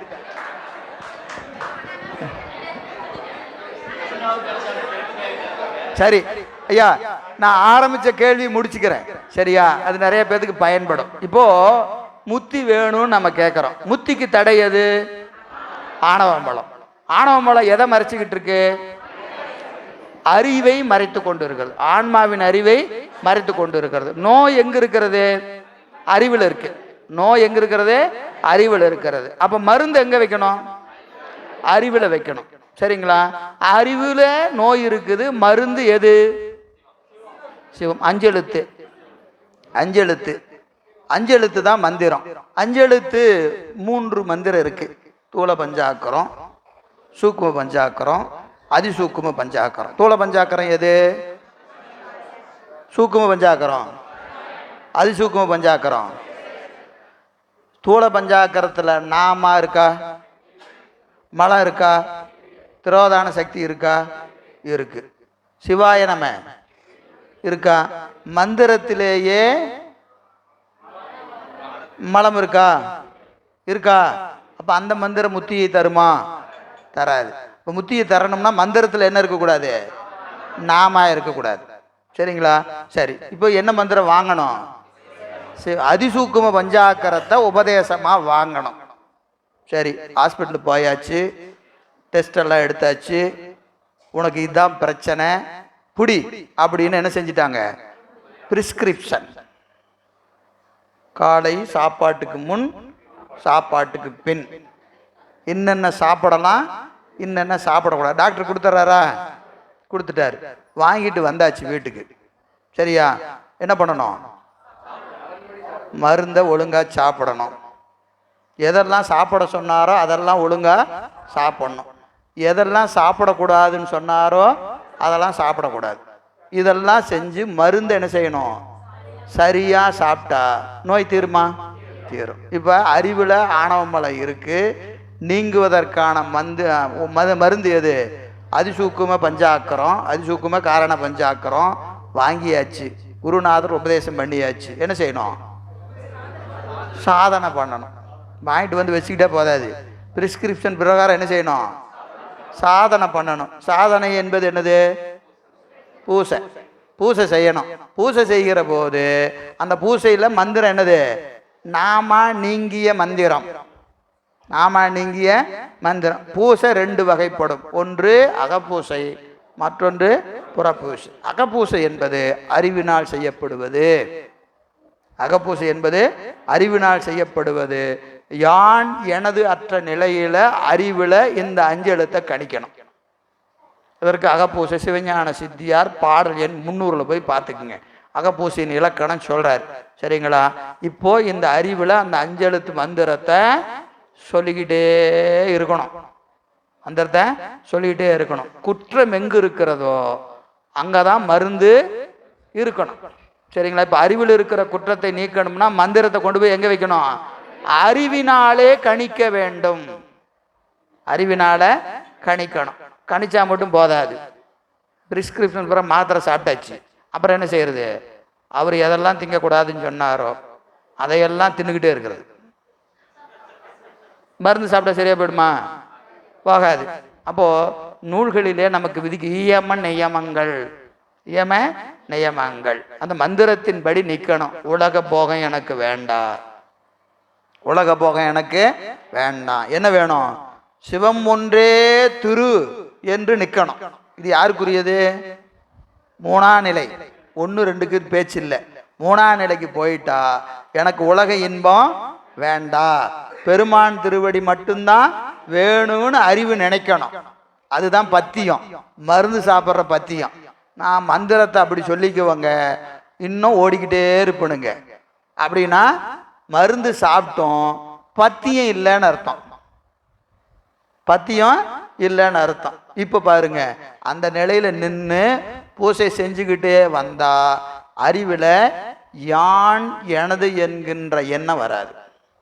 எது செஞ்சாலும் நான் செஞ்சேன் நான் செஞ்சேன் என்கின்ற உணர்வு இதற்கு வராது. இதெல்லாம் படிநிலையில் மிக விரிவாக சிவஞான போதம் 8, 9, 10, 11 இதில் ரொம்ப விரிவாக சிவஞான போதம், சிவஞான சித்தியார் இந்த இடத்துல போய் நின்னா பூசையின் பெருமை புலப்படும். அந்த பூசை செய்யாத வழி அறிவில் இருக்கிற அறியாமை நீங்காது. ஆணவமலை நீங்காம முத்தியை பேசுகிற தகுதி நமக்கு வராது. அப்போ ரொம்ப முக்கியம் எது? பூசை தான், 5 எழுத்து தான். நான் மருந்து வாங்க மாட்டேங்க, மருந்தெல்லாம் வாங்க மாட்டேன். நோய் தீருமா? அவ்வளோதான். ஏன்னா எல்லா சமயம் ஒவ்வொன்றும் சொல்லிட்டு இருக்குது. முத்திக்கு தடை ஆணவ மலம். ஆணவ மலத்தை நீக்குவதற்கு வழி பூசை. இப்போ ஆணவ மலம் நீங்கணுமா வேண்டாமானா? நீங்கணும்னா ஒரே வழி என்னது? பூசை தான். பூசை செஞ்சவங்களுக்கெல்லாம் நீங்கிருச்சா? அடுத்த கேள்வி. பூசை செஞ்சவங்களுக்கெல்லாம் ஆணவ மலம் நீங்கிருச்சான்னு கேட்டா நீங்கலை. ஆனா நான் இப்போ முதல்ல சொன்னதான், எறும்பூர கல்லும் தேயும். நீங்க தினந்தோறும் செய்யற பூசை உங்களுக்கே தெரியாம உங்க அறிவு என்ன செஞ்சுக்கிட்டு இருக்குது? திருத்திக்கிட்டே இருக்கும். நல்லா சிவபூசை வாங்கிய அன்பர்கள் நல்லா உங்களை நீங்களே பார்த்துக்கிட்டு வாங்க. 2 வருஷத்துக்கு முன்னாடி எப்படி இருந்தீங்க, இன்னைக்கு எப்படி இருக்கிறீங்க என்பது உங்களுக்கு நல்லா தெரியும். அறிவு விளங்கி இருக்கிறது என்பதற்கு ஒரே ஆதாரம், பூசை பண்ணுனா சாத்திர நூல் விளங்கும். சாத்திர நூல் விளங்கும். நீங்க முதல்ல சாத்திரம் எனக்கு விளங்கல, இப்போ எனக்கு சாத்திரம் விளங்குது. என்ன காரணம்னு பாருங்க. சிவபூசை பண்ணுனா சாத்திரம் விளங்கும். ஏங்க இதுக்கு அதுக்கு என்ன சம்பந்தம்? அறிவு விளங்குகிறது, ஆணவம் தேய்கிறது. ஆணவம் தேயாம இந்த நூல் விளங்காத போல நல்லா ஞாபகம் வச்சுங்க. சாதாரணமான இந்த நூலே விளங்காது. இந்த நூலினால் புலப்படுகிற பெருமான் எங்க போய் விளங்குவான்? விளங்குவானா? விளங்க மாட்டான். அதனால அடிப்படை சிவபூசையும் 5 எழுத்தும் இயம நியமங்களும். அதில் சொல்லக்கூடிய நீங்க சிவபூசை போனீங்கன்னா அகப்பூசையில 8 மலர் சொல்றாரு. 8 பூ வேணும். பூ கூட அகத்துல. இப்போ புறத்துல பெருமானுக்கு பூசை பண்ணணும்னா தாமரை, அரளி இதெல்லாம் இருக்கா இல்லையா? அது மாதிரி அகப்பூசையில பெருமானுக்கு 8 மலர் இருக்கு. என்ன தெரியுங்களா?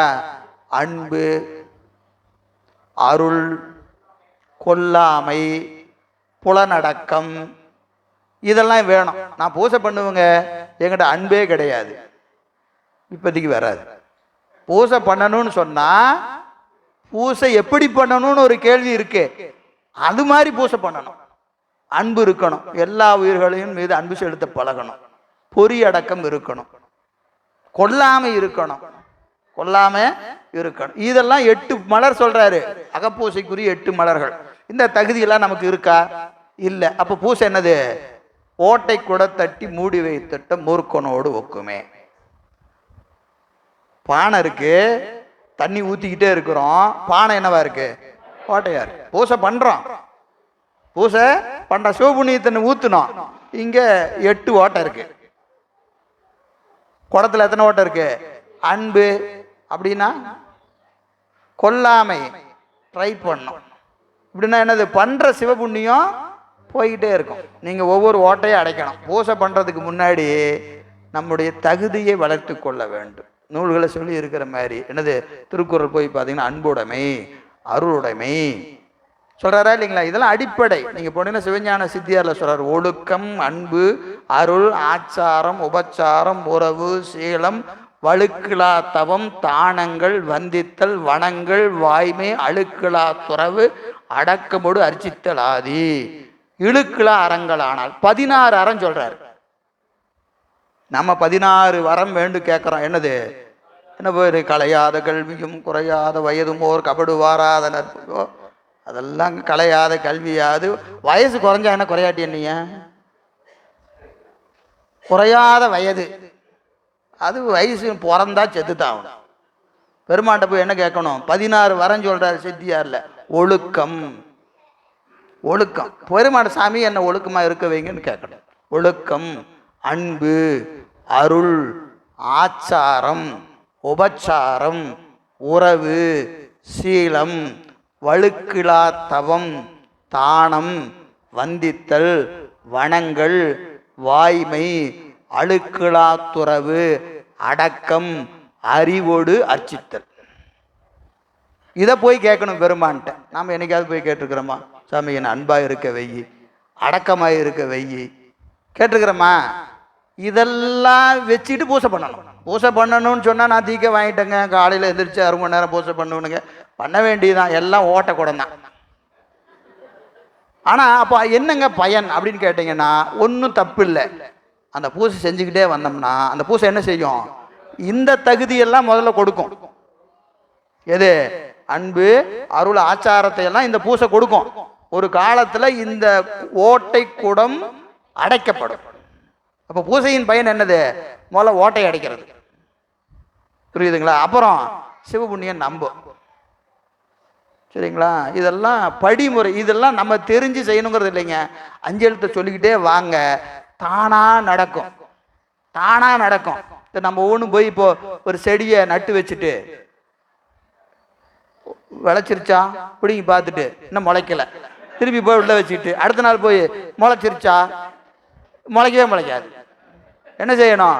நட்டு வச்சாச்சா, தண்ணியை மட்டும் ஊற்றிக்கிட்டே இரு, தண்ணி மட்டும் அதுவா வளரும். பூசை வாங்கியாச்சா, பூசையை பண்ணிக்கிட்டே இரு. உனக்கு எனக்கு வந்துருச்சா? சாமி என்னைக்குங்க வருவார் சார்? கொஞ்சம் டெஸ்ட் பண்ணி இந்த சிவபுண்ணியம் ஏதாவது நிறையா வந்துருச்சா விளையாடு. இந்த கேள்வியே நமக்கு தேவையில்லை. நம்முடைய வேலை என்னது? பூசை பண்ணுறது தான் வேலை. பூசையின் பயன் அதெல்லாம் எனக்கு வேணாம் சார், நான் பூசை பண்ணிக்கிட்டே இருக்கிறேன், அது வரப்போ வரட்டும், எப்போ வருதோ வரட்டும், எனக்கு என்ன வேலை? பூசையை பண்ணணும். பெருமாண்ட என்ன போய் கேட்கலாம்? சாமி எந்த பிரச்சனை வந்தாலும் என்னை ஒழுங்கா பூசை பண்ண வச்சிருங்க, என்ன ஒழுங்கா பூசை பண்ண. இதைத்தான் பெருமாண்ட கேட்கணும். ஏன்னா பூசையை ஒழுங்கா பண்ணுனா உங்க வாழ்க்கையில எல்லாம் சரியாயிடும், எல்லாமே சரியாயிடும்.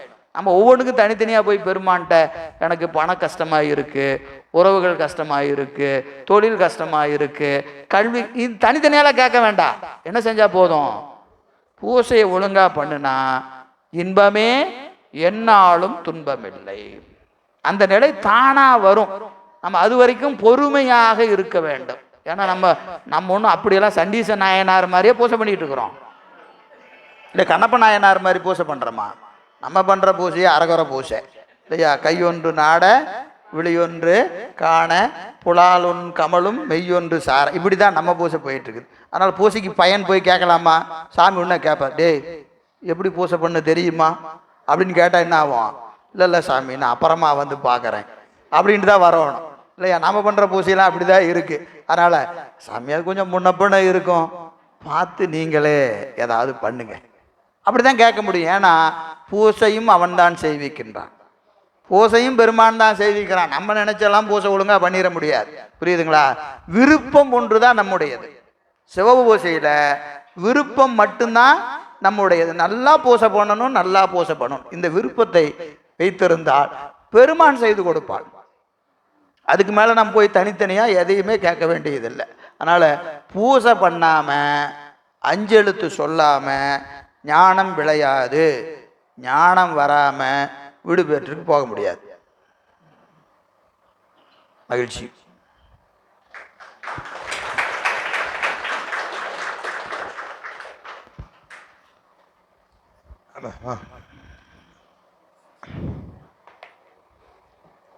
உங்கள் பேர் என்னம்மா?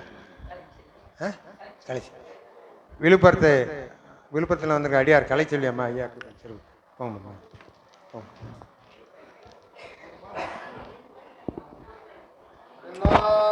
சிவனே போற்றி எந்நாட்டவர்க்கும் இறைவா ஏகம்பத்திரை எந்தாய் போற்றி.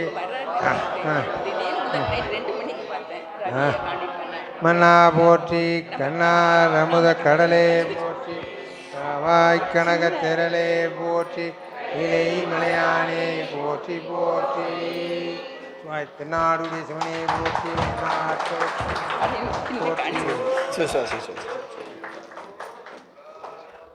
இன்றைய நடந்த வகுப்பு பற்றி ஏதாவது கருத்து ஏதாவது சொல்கிறீங்களா? கொடுங்க அவர் கூட.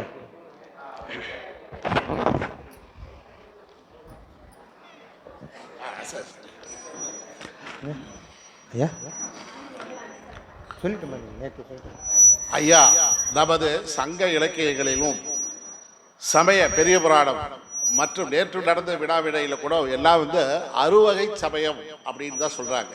நீங்க 24 வகை சமயம்னு சொல்றீங்களே, எப்படி? அறுவகை சமயத்தோர்க்கும் அவ்வவர் பொருளாய் வேறாம் குறியது உடைத்தாய் என்பது சிவஞான சித்தியார். அறுவகை என்பது 6 வகைப்பட்ட சமயங்கள், 4 ஒவ்வொன்றிலையும் 6. அதனால 4 24. அடுத்த கேள்வி ஐயா, இது இதோட ஒரே கேள்விதான். நான் இதுவரை பல்வேறு வகுப்புகளில் தமிழ்நாடு முழுக்க இந்தியா முழுக்க நான் கேட்டிருக்கிற கேள்வி, இந்த சங்கற்ப நிராகரணம் என்ற நூலை இயற்றியவர் உமாபதி சிவாச்சாரியார் சொன்னீங்க. மறைநகம சம்பந்தர் அப்படின்னு சொல்றாங்க, அது என்ன வாஸ்தவம்? அவருடைய குருநாதருங்க. அவர் ஒன்றும் நூல் செய்யலை, அவர் எந்த நூலும் செய்யலை, இவர் தான் செய்திருக்கிறார். இல்லை, செய்திருக்கிறார். இந்தியா பூரா மறுக்கிறாங்க, இந்த கருத்தை மறுக்கிறார். என்னுடைய கருத்து, எந்த நூல் செய்திருக்கிறாருங்க? இதே சங்கற்ப நிராகரணம் 6 வகை சமயம் தான் சொல்றாங்க. அது 6 என்பதற்கு 6 எடுக்கணும். 6 என்பதற்கு அறுவகைப்பட்ட அப்படிதான் எடுக்கணும். ஏன்னா நீங்க சிவஞான இப்போ இதற்கும் இவருடைய ஆசிரியர் யாரு? மறைஞான சம்பந்தர். அவருடைய ஆசிரியர் அருள்நிதி சிவம். அவர் சொல்றாரு அறுவகை சமயத்தோர்க்கும் அவவர் பொருளாய் என்று பாடுறாரு. அந்த அறுவகை என்பதற்கு சிவஞான முனிவர் உரை எழுதுறாரு, அறுவகைப்பட்ட 4 வகை சமயம். இல்லை, இவர்கள் காலத்திற்கு முன்னால தோன்றியவங்க பூரா அறுவகை சமயம் அப்படின்றது 6 சமயத்தை குறிப்பிடுகிறார்கள். ஐயா, அதாவது உரையாசிரியர்களை பொறுத்து இருக்கிறது. இப்ப தமிழாசிரியர் உரை செய்கிற போது அவங்க 6 தான் எழுதுவாங்க, சித்தாந்திகள் எழுதினாதான் 24 எழுதுவாங்க. இப்ப தமிழாசிரியருடைய தன்மை வேறு, சித்தாந்திகளுடைய தன்மை வேறு. இப்போ நீங்க சித்தாந்த நூலுக்கு பொருள் செய்யணும்னா சித்தாந்திகள் நூலைத்தான் எடுத்துக்கணுமே ஒழிய தமிழாசிரியர் நூலை எடுக்க முடியாது. சரிங்களா? இப்போ மாயாவாதம்னு வைத்துக்கொள்ளுங்க. மாயாவாதத்தை பத்தி பேசணும்னா யார் பேசணும்? உண்மையாலுமே மாயாவாதி தான் பேசணும், அவர் தான் பேசணும். ஏன்னா அவர் தான் உண்மையால அதில் நிற்கிறவர். அந்த சமயத்தில் நின்று அந்த கொள்கையை அவர் சொன்னாதான் சரியா இருக்கும். புரியுதுங்களா? சித்தாந்தத்தை பத்தி பேசணும்னா ஒரு சித்தாந்தி தான் பேசணும். இப்போ உதாரணத்துக்கு திருக்குறளுக்கு கடவுள் மறுப்பாளர் உரை செஞ்சா எப்படி இருக்கு? கடவுள் வாழ்த்து என்பதற்கு அவர் என்ன உரை செய்வார்? என்னங்க செய்வார்? அதேதான். அப்போ அந்தந்த சமயத்தில் உள்ளவர்கள் தான் அதுக்கு உரை செய்யணும். அந்த வகையில் அறுவகை என்பதற்கு இது சித்தாந்த நூல், சித்தாந்திகள் செய்திருக்கிற உரை தான் பொருத்தமானதாக இருக்கும். மன்னிச்சுங்க. மறைஞான சம்பந்தர் எந்த நூலும் செய்யலைங்க. அது தவறான கருத்து. அது அப்படிதான். அது இருந்தால் சரி, அது இருந்தால் காமிங்க பார்க்கலாம். எங்களுக்கு தெரிஞ்சு இல்லை அப்படின்னு கொண்டாங்க பார்க்கலாங்க. ஏன்னா இப்போ நம்ம நூல்களில் அப்படி சொல்லியிருக்கிறாங்க. நீங்கள் ஆதாரம் இருந்தால் கொடுங்க பார்ப்போம். பேராசிரியர்கள் நமக்கு இந்த இதுக்கு முன்னாடி இந்த பேராசிரியர்கள் வந்து மறைஞான சம்பந்தம் எந்த நூலும் செய்யப்படவில்லை. 14 சூசன சாஸ்திர நூலில் நமக்கு அது வரிசைப்படுத்தி சொல்லியிருக்கிறேன். ஆமாம், சரி, ஆதாரம் தான் எடுத்துட்டு வாங்க பார்க்கலாம். சரிங்களா? நல்லது. வேற ஏதாவது? அனைவருக்கும் என் பணிவான வணக்கம். சித்தாந்த வகுப்பே ரொம்ப கஷ்டமா இருக்கும், ரொம்ப கடினமா இருக்கும் கேட்கறதுக்கு. அதுல இந்த சங்கற்ப நிராகரம்ன்றது ஒரு புது பாடமா நானே இப்பதான் கேட்கறேன். நாங்க தமிழாசிரியர்கள்லாம் எல்லாமே எங்களுக்கு தெரியுன்றது கிடையாது. அரசாங்கம் ஒரு சிலபஸ் எங்கள் கையில் கொடுத்துருவாங்க, இதை படி நீங்க செய்யுங்கன்னுவாங்க, அதை தான் நாங்கள் செய்வோம். அதனால எங்களை விட சித்தாந்த ஆசிரியர்களுக்கு நிறைய விஷயம் தெரியும். இந்த பாடம் வந்து ரொம்ப கடினமான பாடம். அதை ரொம்ப எளிமையா உற்சாகமா எல்லாருமே வந்து கேட்குற மாதிரி ரொம்ப சிறப்பாக நடத்தின ஆசிரியர்களுக்கு அனைவர் சார்பாகவும் நன்றியை தெரிவித்துக் கொள்கிறேன். அம்மா உட்காருங்கம்மா. அப்புறம் வேற யாராவது இருக்கிறீங்களா?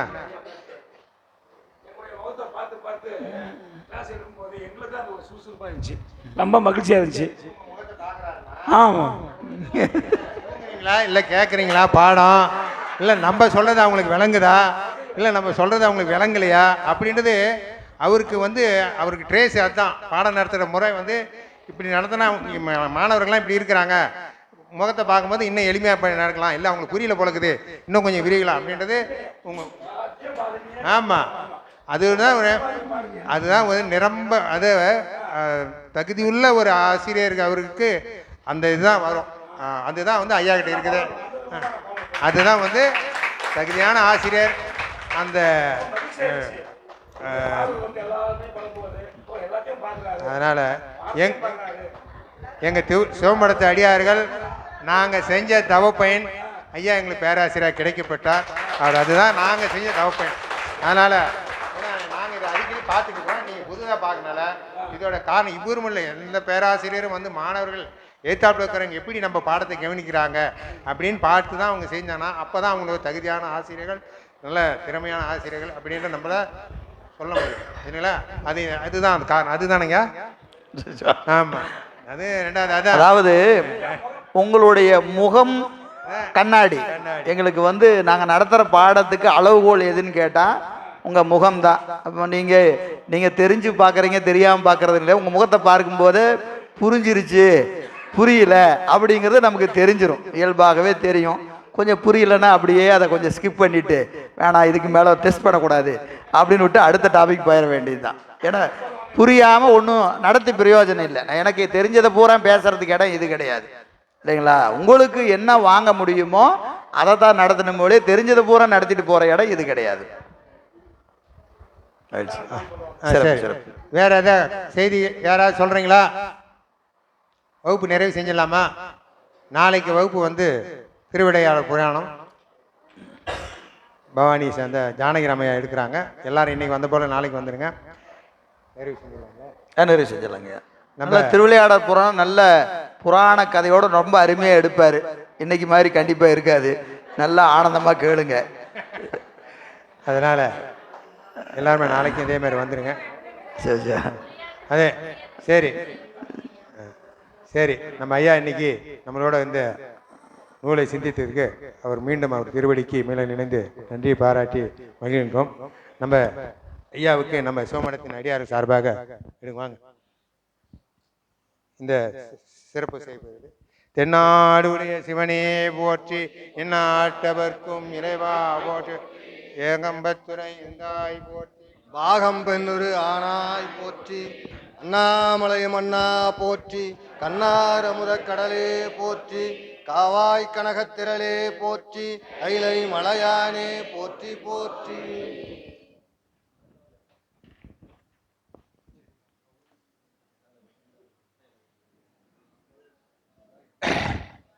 குருமரபு வாழ்த்து பாடிடலாங்களா? குருமரபு வாழ்த்து. கைலாய பரம்பரையில் சிவஞான போத நெறி காட்டும் வெண்ணை பயில்வாய்மை மெய்கண்டார் சன்னதிக்கோர் மெய்ஞான பானுவாகி குயிலாரும் பொழில் திருவாவடுதுறை வாழ் குரு நமச்சிவாய தேவன் சைலாதி மரபுடையோன் திருமரபு நீடோழி தழைக்கமாதோ திருமரபு நீடோழி தழைக்கமாதோ திருமரபு நீடோழி தழைக்கமாதோ வான்முகில் வளாது பெய்க மணிவளம் சுரக்க மன்னன் கோன்முறை அரசு செய்க குறைவில்லாத உயிர்கள் வாழ்க நான்மறை அறங்கள் ஓங்க நல்தவம் வேள்வி மல்க மேன்மைகொள் சைவ நீதி விளங்குக உலகமெல்லாம் மேன்மைகொள் சைவ நீதி விளங்குக உலகமெல்லாம் மேன்மைகொள் சைவ நீதி விளங்குக உலகமெல்லாம்.